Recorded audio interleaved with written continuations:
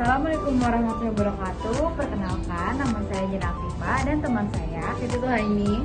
Kami berdua mahasiswi dari Universitas Mercu Buana, Fakultas Ekonomi dan Bisnis, Studi Manajemen.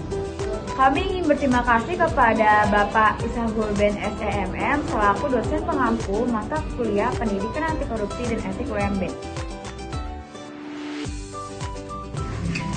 Halo, perkenalkan nama saya Jena Afifah. Kali ini saya akan menjelaskan perlunya integritas diri pejabat publik dalam pencegahan tindakan korupsi.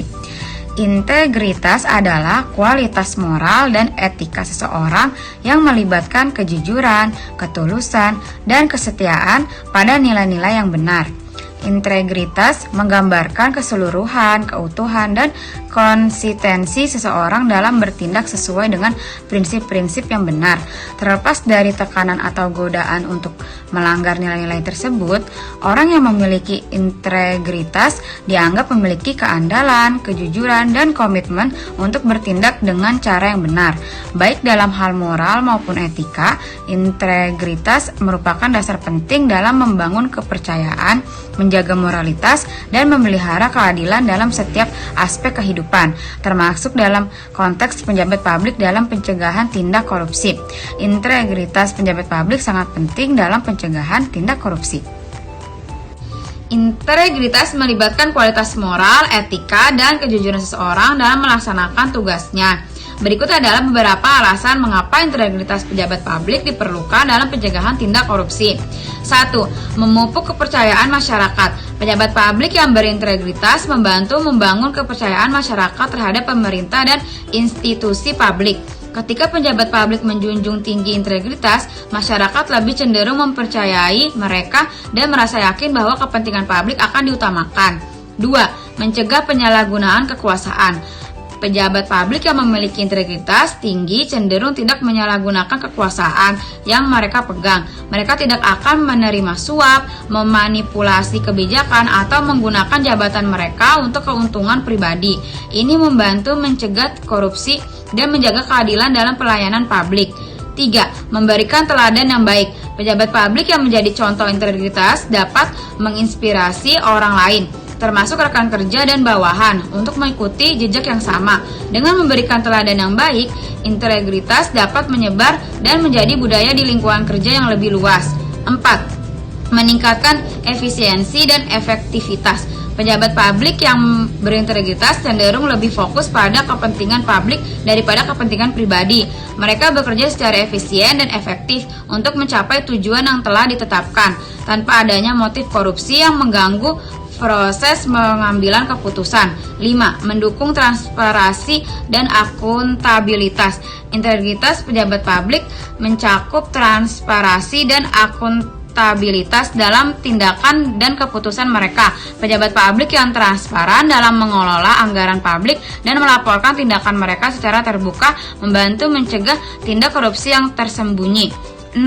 Meningkatkan citra negara. Negara yang memiliki pejabat publik yang berintegritas dihormati dan diakui secara internasional. Ini dapat meningkatkan citra negara di mata komunitas internasional, membuka peluang kerjasama dan investasi yang lebih baik. Ada beberapa prinsip integritas yang seharusnya diterapkan oleh pejabat publik. Berikut adalah beberapa di antaranya. 1. Kejujuran. Pejabat publik harus mengutamakan kejujuran dalam semua aspek pekerjaan mereka. Mereka harus selalu berbicara dan bertindak dengan jujur tanpa memanipulasi fakta atau menyembunyikan informasi yang penting. 2. Keteladanan. Pejabat publik harus menjadi contoh yang baik bagi bawahan dan masyarakat secara umum. Mereka harus mempraktikkan nilai-nilai integritas dalam tindakan sehari-hari mereka, termasuk menghindari konflik, kepentingan, dan tindakan koruptif. 3. Konsistensi. Pejabat publik harus konsisten dalam prinsip dan tindakan mereka. Mereka harus tetap setia pada nilai-nilai integritas tanpa memilih-milih dalam penerapannya. Konsistensi mencerminkan keandalan dan dapat dipercaya. 4. Transparansi. Pejabat publik harus berkomitmen untuk menjadi transparan dalam tindakan dan keputusan mereka. Mereka harus memastikan bahwa proses pengambilan keputusan dilakukan secara terbuka, informasi publik tersedia, dan pertanggungjawaban dapat dilakukan. 5. Independensi. Pejabat publik harus menjaga independensi dalam pengambilan keputusan. Mereka tidak boleh terpengaruh oleh tekanan eksternal atau kepentingan pribadi yang dapat menghalangi tindakan berintegritas. 6. Keadilan. Pejabat publik harus berkomitmen untuk bertindak secara adil dan berkeadilan dalam semua aspek pekerjaan mereka. Mereka harus menghindari favoritisme, nepotisme, atau diskriminasi yang dapat merusak prinsip integritas. 7. Tanggung jawab. Pejabat publik harus menerima tanggung jawab penuh atas tindakan mereka. Mereka harus siap bertanggung jawab dan menerima konsekuensi dari kesalahan atau pelanggaran integritas yang dilakukan. 8. Perlindungan pengaduan. Pejabat publik harus mendorong dan melindungi pelapor yang melaporkan pelanggaran integritas. Mereka harus memberikan perlindungan terhadap pembalasan dan memastikan bahwa pengaduan diperlakukan secara adil dan objektif. Kesimpulan, integritas pejabat publik merupakan landasan penting dalam pencegahan tindak korupsi. Dengan menjaga integritas, pejabat publik dapat membangun pemerintahan yang bersih, akuntabel, dan dapat dipercaya oleh masyarakat. Prinsip-prinsip integritas ini membentuk dasar bagi perilaku etis dan kejujuran dalam menjalankan tugas sebagai pejabat publik. Dengan menerapkan prinsip-prinsip ini, pejabat publik dapat membangun kepercayaan masyarakat, mencegah korupsi, dan memastikan pemerintahan yang bersih dan akuntabel.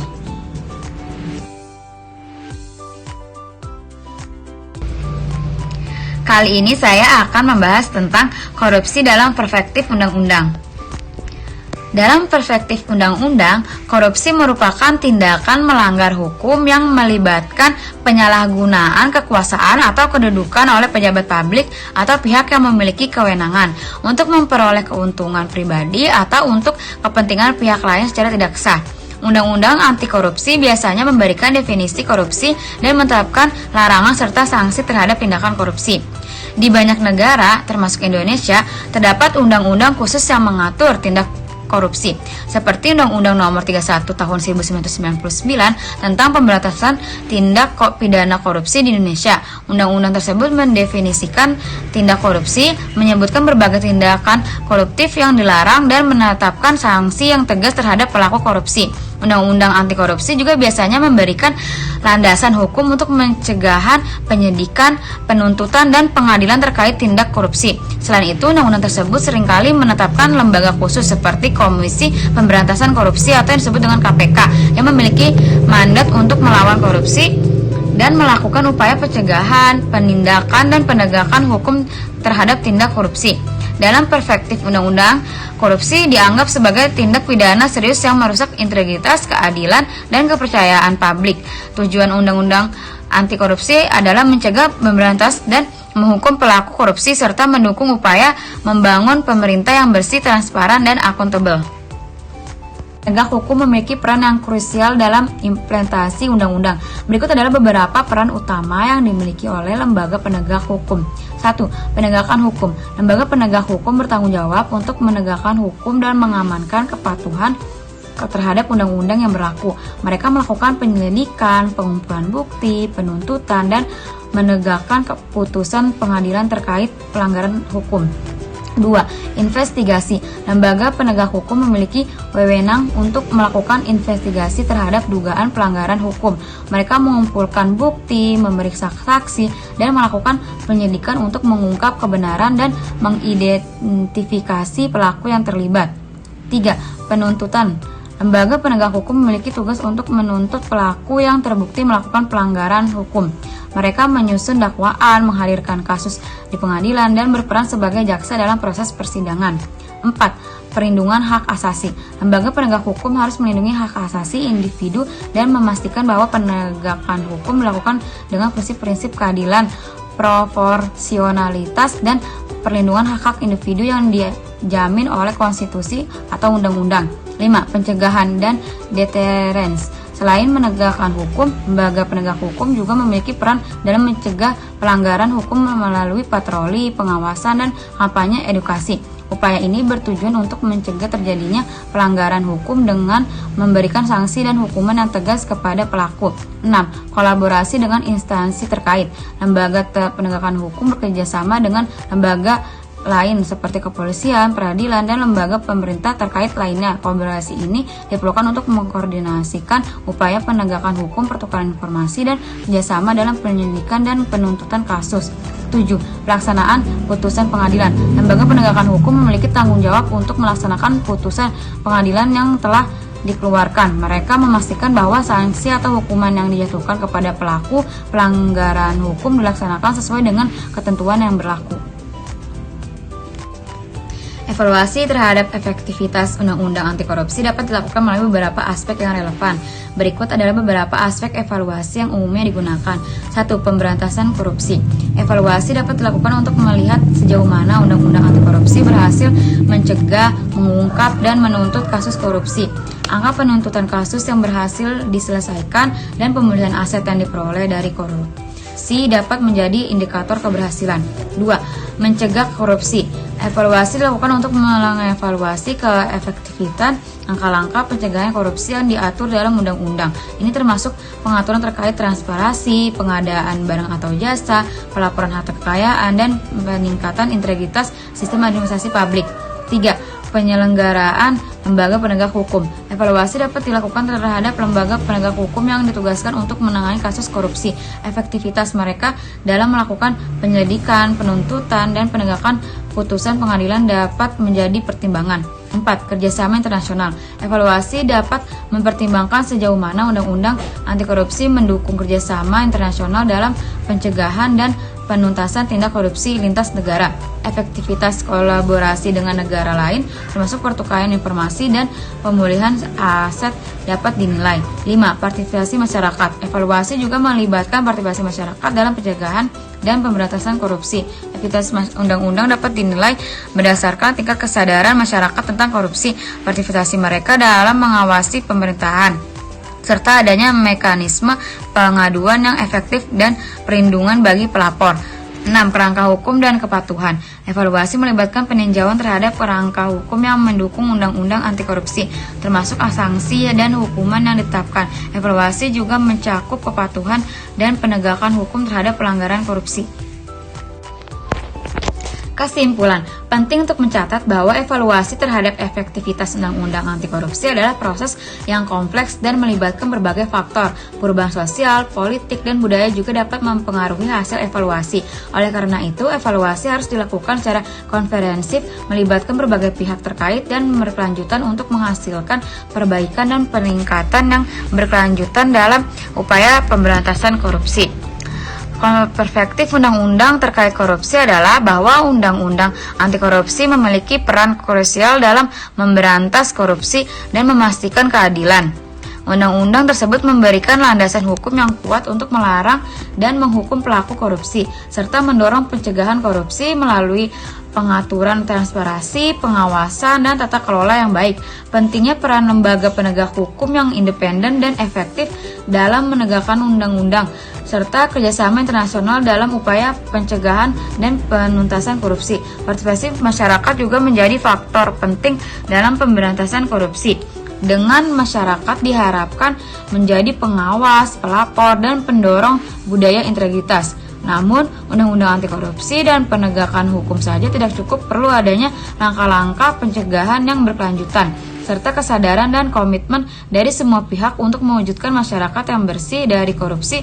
Evaluasi terhadap efektivitas undang-undang anti korupsi juga penting untuk mengidentifikasi kelemahan dan memperbaiki upaya pemberantasan korupsi di masa depan. Perkenalkan, nama saya Siti Suhaimi. Di sini saya akan menjelaskan tentang pencegahan korupsi pada sektor pelayanan publik.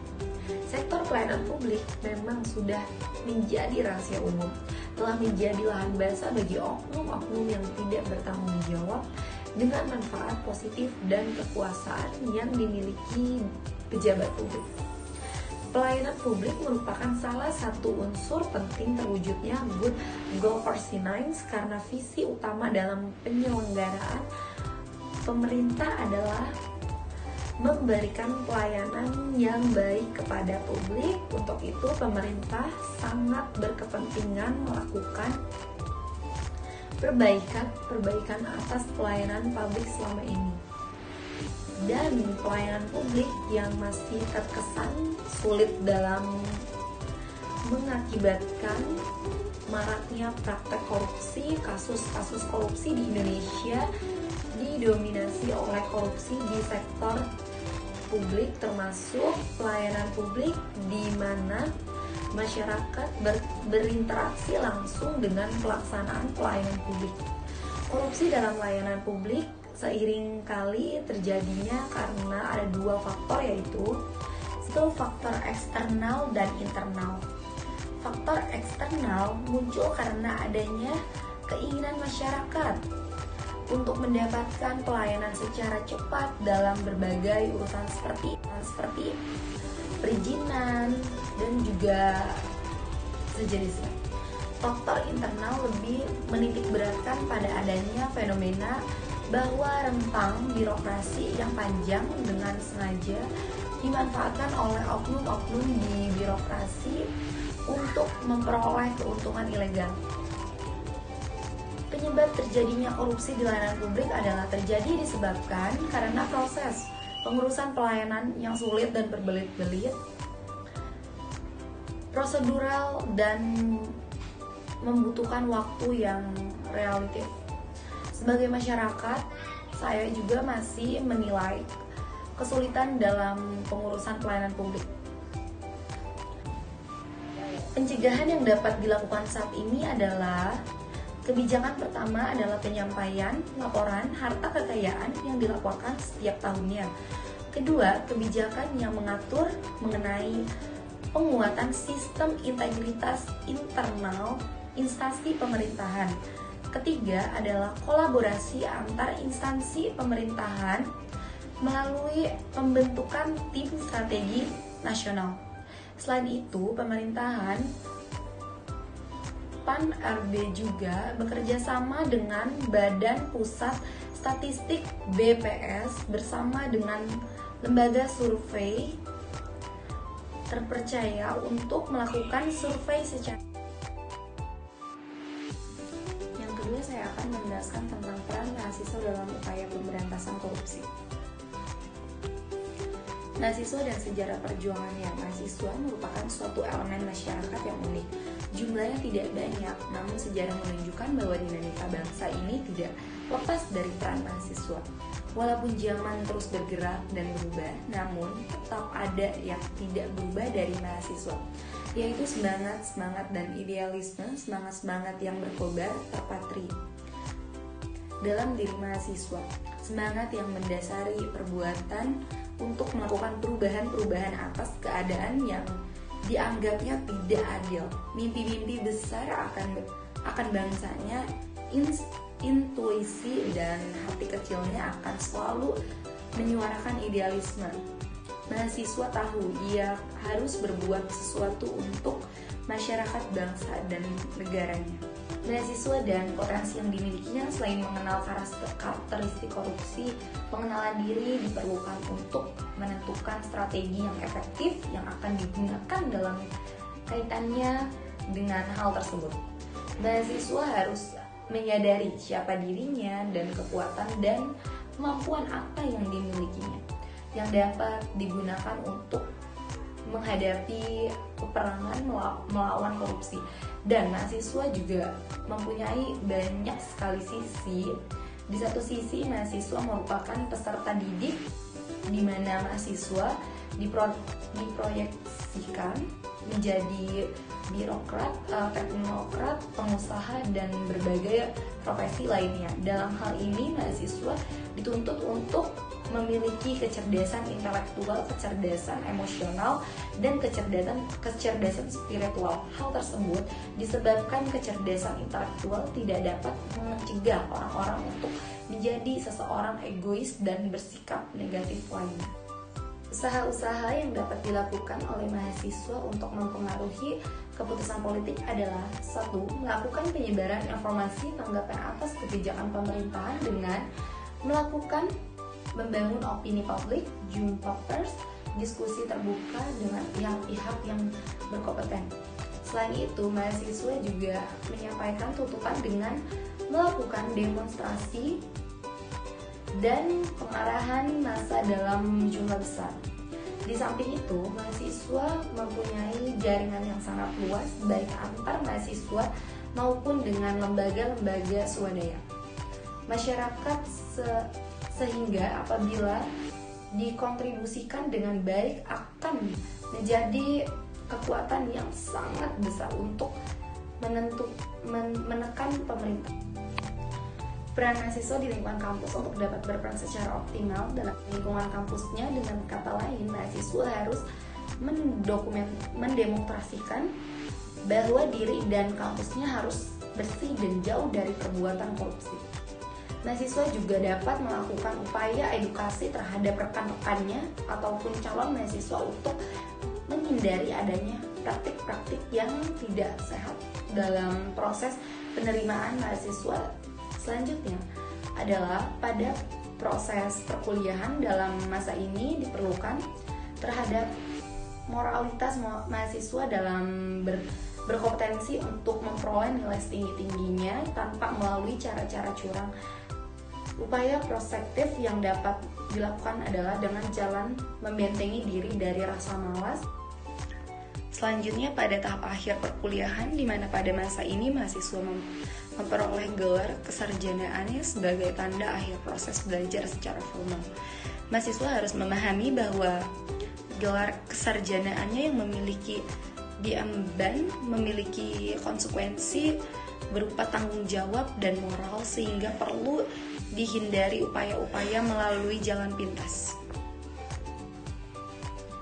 Dengan kekuatan yang dimilikinya berupa semangat dalam menyuarakan dan memperjuangkan nilai-nilai kebenaran serta keberanian dalam menentang sebagai bentuk ketidakadilan, mahasiswa menempati posisi yang penting dalam upaya pemberantasan korupsi di Indonesia dalam membentengi diri dari rasa malas. Selanjutnya pada tahap akhir perkuliahan, di mana pada masa ini mahasiswa memperoleh gelar kesarjanaannya sebagai tanda akhir proses belajar secara formal. Mahasiswa harus memahami bahwa gelar kesarjanaannya yang memiliki diemban memiliki konsekuensi berupa tanggung jawab dan moral, sehingga perlu dihindari upaya-upaya melalui jalan pintas. Dengan kekuatan yang dimilikinya berupa semangat dalam menyuarakan dan memperjuangkan nilai-nilai kebenaran serta keberanian dalam menentang sebagai bentuk ketidakadilan, mahasiswa menempati posisi yang penting dalam upaya pemberantasan korupsi di Indonesia. Kekuatan tersebut bagaikan pisau yang bermata dua. Di satu sisi, mahasiswa mampu mendorong dan menggerakkan masyarakat untuk bertindak atas ketidakadilan sistem, termasuk dalam tindakan penyelewengan jabatan dan korupsi. Sedangkan di sisi yang lain, mahasiswa merupakan faktor penekan bagi penegak hukum bagi pelaku korupsi serta pengawal bagi terciptanya kebijakan publik yang berpihak kepada kepentingan masyarakat